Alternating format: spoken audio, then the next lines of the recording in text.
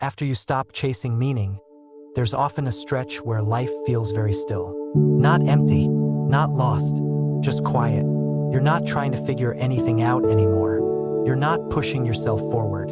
You're not pulling meaning out of every experience. You're simply here, and for a while that feels like enough. But eventually something subtle happens. Life starts to move again. Not suddenly, not dramatically. It doesn't come with a big decision or a turning point you can point to. It comes quietly, almost unnoticed. At first, it shows up as a small pull, a mild interest, a gentle curiosity, a sense that something wants your attention.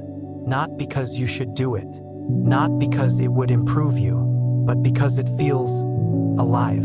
I remember when this started happening for me. There was no clarity about where it would lead, no long-term vision, no sense of purpose attached to it, just a feeling of engagement. Like life tapping on the glass instead of kicking the door down. And the important thing was this: I didn't feel rushed.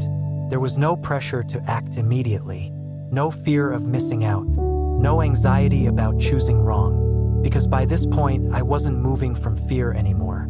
I was moving from resonance. Before awareness, movement comes from tension, from needing to be someone, from needing to arrive, from needing to justify your existence. But after the pause, movement comes from something quieter, comes from alignment. And alignment doesn't shout, it doesn't demand, it doesn't argue its case. It just feels right to engage with. This is where a lot of people get confused, because the movement that returns here doesn't look like the movement you're used to. It's slower, more selective, less dramatic.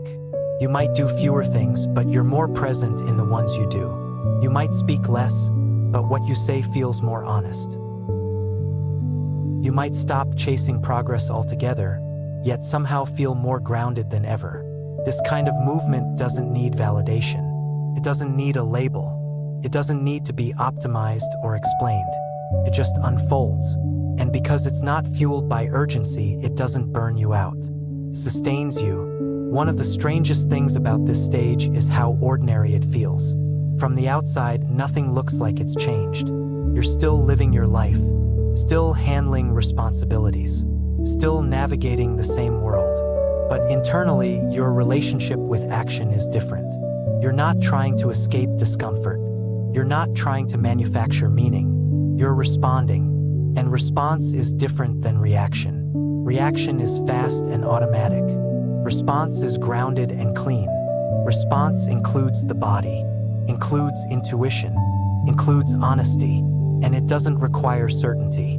You don't need to know where something is going to take the next step. You just need to feel whether the step is true. This is where trust begins to replace control. Not blind trust, not spiritual bypassing, a quiet trust in your ability to feel your way forward. And that trust didn't come from confidence. It came from surviving the pause, from realizing you didn't disappear when you stopped striving, from learning that life didn't punish you for standing still. That realization changes everything. Because once you know you can stop without losing yourself, you're no longer afraid to move. Movement stops being survival. It becomes participation. This stage often brings a sense of simplicity. You're not trying to do everything. You're not trying to be everywhere. You're choosing more carefully, not from judgment, from clarity. You start to notice how quickly your body tells you what fits and what doesn't. Something feels heavy before your mind can explain why.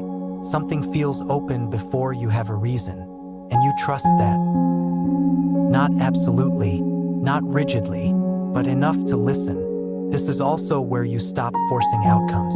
You take actions without attaching your identity to the result. You show up, but you're not gripping the future. You engage, but you're not demanding payoff. And paradoxically, that's when things begin to flow. Not because you're manifesting, not because you've cracked some code, but because resistance has softened. You're not fighting life anymore. You're moving with it. This movement doesn't promise fulfillment. It doesn't guarantee happiness, but it feels honest. And honesty is grounding. There may still be uncertainty here. You might not know where this path leads. You might not be able to articulate what you're building. okay, because at this stage, clarity follows action, not the other way around. You don't wait to understand before you move. You move, and understanding arrives later, quietly, in hindsight. This is a big shift from how most of us were taught to live. We were taught to plan first, to secure certainty, to define ourselves before acting. But awareness reverses that order.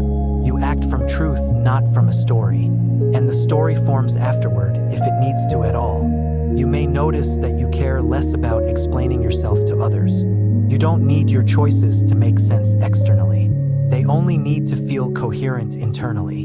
And that coherence brings peace. Not excitement, not validation, peace. This is where life starts to feel livable again. Not because everything is resolved, but because you're no longer fighting your own experience. You're not demanding more than what's present. You're not withholding yourself either. You're participating at the level that feels real. And that's enough.